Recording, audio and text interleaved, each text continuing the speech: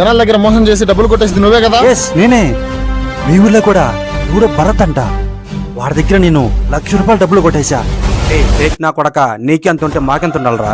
నువ్వు ఎవరికైతే డబ్బులు కొట్టేసినావో ఆ భరత్ అర్జున్ ఎవడైతే ₹5 కోట్ల డబ్బులు ఉందని మెయిల్ పంపాడో అది నేనే. నీ మొబైల్లో ఒక ఫేక్ అకౌంట్ క్రియేట్ చేసి ఆ ఫేక్ అకౌంట్ ద్వారా వానికి ఒక ఫేక్ మెయిల్ పంపించా.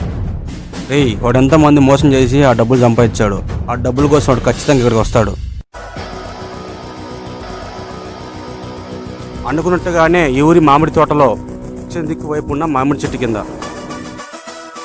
కావాలనే ఆ బ్యాగ్ కూర్చోబెట్టాం.